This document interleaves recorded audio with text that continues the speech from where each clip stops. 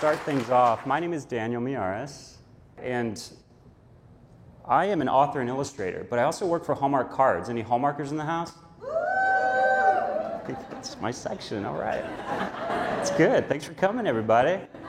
It wasn't planned. It just so happens that they're big supporters. Imagine that. It's kind of the brand. But anyways, so that's my day job. But I also write and illustrate picture books. You might call it a side hustle, but it's kind of turned into a gorilla that I wrestle with just about every week. So, but I'm thankful to have this community, have that Hallmark community in my life. It really has changed my life. I'm not from Kansas City. I'm from South Carolina. Yeah. SC, Palmetto State. I'm from South Carolina, and I came out here to make art for Hallmark. But when I came, I didn't expect a few things. I didn't expect that I would meet this lovely lady, my wife Lisa. She is a designer and was a designer at Hallmark at the time. I met her, and I also didn't expect that a friend of mine would come up to me one day and say, "Hey, have you ever thought about making children's books?" And I said, "No, I have not." And I kind of dismissed that idea at the time. You know, that wasn't in my plan. That wasn't my intention. That wasn't kind of where I saw my career heading. And then my wife and I, we decided that we would start a family. And these are my two kiddos. This is Stella, who's going to be 10 next week, and Sam, who's going to be 7 tomorrow, the Hulkster. But for me, when I didn't expect the impact that they would have on my life, and I wanted to illustrate that to you a little bit. Stella decided, as a lot of babies do, to come early, okay? And she was, wife went into what we thought was labor at 7 weeks. Wasn't labor, just water breaking to get gross on you. And then at 6 weeks, Stella was born, 6 weeks early. So she spent some time in the NICU at the hospital, and this was kind of her Airbnb for a while. And now after, if there's ladies in the house, after a C-section, you know, there's some recovery, right? So my wife wasn't able to go up to the NICU right away, and so I would go up there and care for my daughter, my preemie. And at night, what I would do, because I couldn't sleep, I didn't sleep for a couple of weeks there, what got me through was, you know, one thing I prayed over, but another thing, I brought a stack of books. I'm going to try to keep it together. I brought a stack of books, and I read to her. I read Goodnight Moon,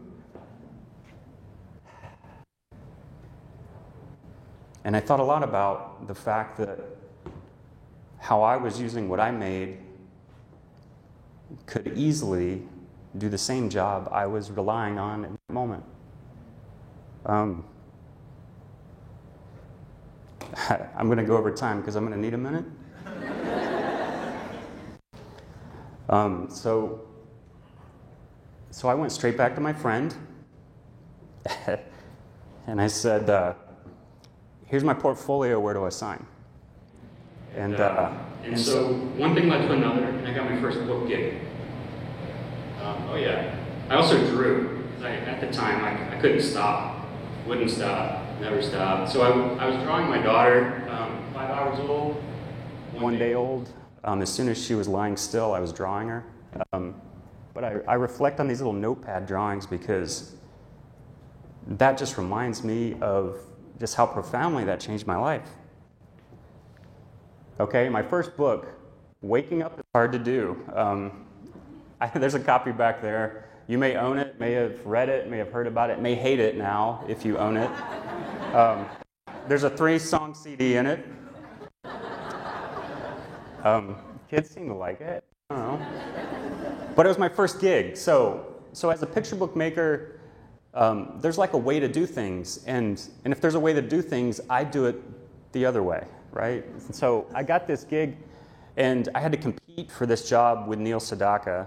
And I literally unpaid making art to then beat out 7 other artists to do this book. But then once I got into it, I looked at my rep and I said, how do we make a book? And they said, well, we'll walk you through it. I thought when someone asked me for my book dummy, they were insulting me.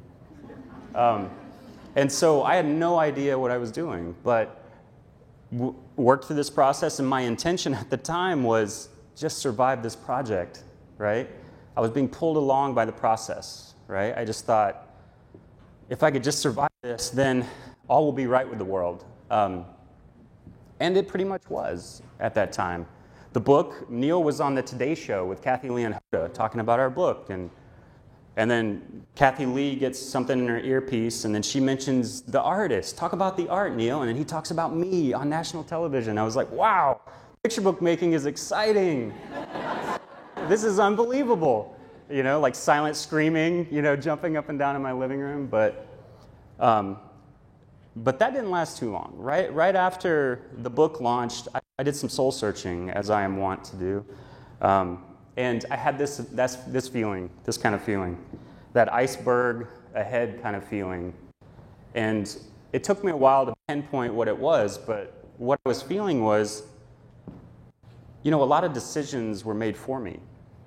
A lot of things were suggested to me and told to me in the creative process throughout making this book that I didn't want to replicate, right?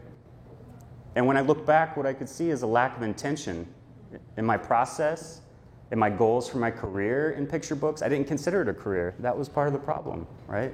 So I'm talking about intention today, but really this is a lack of intention and what that can lead to, right? Something that's fun and hopefully people enjoy, but not sustainable for me. I didn't want to do that again.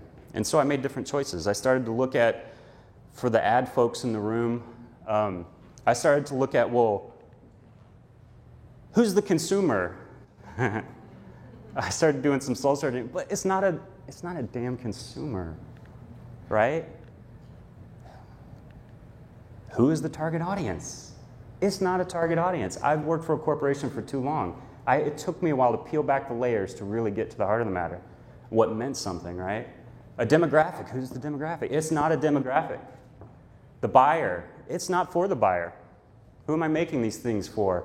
A parent? A grandparent? I've heard all these things at my day job. It's not for them. A reader? Actually, no. Sometimes there's pre-readers who need my books, right? It's not for a reader specifically. It's for a child. I could plug in my children's names. I could plug in Stella. I could plug in Sam. I could plug in a child that never grew up, me, in there. But it's for a child. And that changed my thinking. And it set me on a path of actually critically thinking about where I was headed, okay? And that was important because then I started to ask questions like, you know, what is it that's going to relate to a child in a book? And what kind of job is it really trying to do? So I had to investigate what that means, and here's some of what I came up with. Okay. In my basement lives this exercise bike. And when I look at this thing, I drip with disdain. I look at it, I hate it, I loathe it, I stare it down. On rainy days, I'll use it, but I'd rather be out running. This represents jail to me, right? But my children, this is what it represents to them, okay? So, sorry, I know we need the time, but I'm going to run it back. So little NICU Stella and her brother can find every bit of trouble to get up to. But, so I saw barriers in pain. These guys find joy. They find magic, right? It's my big aha moment. My big thing to take away, and the thing that I thought, well, okay, now I'm cooking with gas. I said to myself, I didn't put this on the slide, you idiot. Don't patronize children. They have all the same hopes, fears, and insecurities as you do. It's just that they still believe in magic, okay? I think oftentimes we seek to make things for younger people And we think there's a formula or something we have to do because they just don't get it yet. But really, they do get it. They just believe that there's more to this world than what we see, okay? And so that affected my work. I started exploring, what it meant to be vulnerable as a child and have those fears. Like, pardon me? But also, what does it mean to be loved and to have that room to believe in magic, right? And to believe that there's that kind of a world out there to go and get, right? The wonder. I needed to find that. And that's what I was missing at first. So my intentions were a little off. And I start, at this point, forming an actual plan of where I want to head. Those moments when words aren't necessary. You notice I have a few wordless books back there, just because words aren't always necessary to get the wonder and joy of life, okay? And it affected how I make books, period, okay? So there's some thumbnails from a book that I have coming out this November called The Little Fox in the Snow, and how I plan my books is now different because I'm trying to make imagery that has an authenticity to it and that has that same sense of what the moment feels like rather than what the moment is, that I paint my thumbnails now if that's the way I want it to feel in the end, rather than sketch them or draw them. Or if I want it to feel like something else, I'll approach it completely different. Not just because I want to have a specific style, it's just I want the story to be as authentic as possible. Just like as a designer, you choose materials to reflect how you want something to feel in someone's hands. I want the emotion to be spread across every aspect of my stories. And so that is speaking to intention. Now I'm cooking. Now I'm getting somewhere. Okay? And so like something like this down here will turn into a painting like this. And all I'm trying to do is bring it into focus a little more, but never lose that energy and that love and that attention in the final product. Because at first I felt like I was strangling that. I was just choking it out of the project. And so now I go to great lengths to try to do that. Okay, and speaking of being chased by Wolverines, I wanted to do a little bit on book reviews. Okay, so wait for it. Because your intentions in what you do, they're beneficial in a lot of ways. Having clear intentions really is going to change the way you work, how you work. But there's this other part of it. There's what happens to your project when you're not around. I call this the fourth dimension of picture book making. Once a book is made, it publishes, it's out in the world. I have no say over how people feel about it, how they receive it, how they conversate about it. That's when your intentions can really help you. It can really kind of fireproof you for the highs and the lows of it. But there's also conversations I have with people about my process. And so if I don't have clear intentions on the front end, I can't have those authentic conversations on the back end. And to show you kind of what I mean, I brought some clippings from my files of reviews and thought we could air the laundry here today. Okay, to show you what I mean. New York Times. And this is for Surf's Up that I did with Kwame Alexander. This is the Newbery winner, Alexander, and the enchanting and versatile Miyares playfully toppled the reluctant reader idea. Wow, the New York Times called me enchanting. Through the roof. That's one of those highs. I need to be insulated from that, because after I read that, I need to put my mind back on the project that I'm working on and the thing that I need to do going forward, not ruminate on this and feel like, oh, well, now my career's over. I'm good. Because I'm really not. Or Miyares is a master of visual storytelling from Kinderlit. Wow, I think it's a Canadian organization. Canada loves me too. These are the things that, on the good side, yeah. These things come down the line, and you have to take it in stride. Intention helps me do that, helps me focus on the things I'm trying to do, not what people are saying about what I've done, because people talk. And this is from an educator that I'm good friends with now, She read Pardon Me. She said, I love telling my Pardon Me story with the, she tweeted at me, I love telling my Pardon Me story with the 8th grader who exclaimed at the end of the book, "You've ruined my childhood." Full of 14-year-old sarcasm. And my response was, oh, something every picture book maker longs to hear. I mean, that's actually endearing, okay? So the good, the okay, but then there's the ugly. This is from Michael from Goodreads. All right? Michael, if you're in the room, let's talk after, okay? Michael said, this is about my book, That Neighbor Kid. Why do we need this book? Trees died for this. Crappy illustrations tell a trite, hackneyed little story, predictable and dull, without any development of significance. There are exactly 2 words in the book, and both of them are hi. That's true. I wanted to throw it across the room. Compare this nonsense to how the amazing wordless trilogy by Aaron Becker does Girl Meets Boy. Okay, there's a lot to unpack here.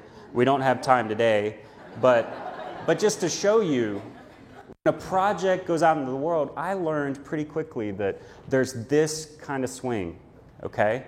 How it's received, how it's not received. These kinds of reviews are gonna happen. I don't care how good you are. You know, take your favorite picture book author, I bet there's reviews like this about their work. But the only way to fireproof yourself is to have a clear intention about why you're doing what you're doing. Because if your intention is to make Michael happy, then you're failing, right? But if your intention is to connect readers to great stories, then you might be succeeding in light of this, okay? All right, here's my favorite reviews of all time. Okay, so every now and again I'll get a package in the mail. And I got this is representative of one package I've received over the past few years for this book, Float. And in it was like 25 hand-stapled versions of a book called Soar that this class created based on my book, okay? All different stories, all different art, each one, and they mailed them to me. And they also mailed letters of concept art that they did based on Float, okay, and little notes.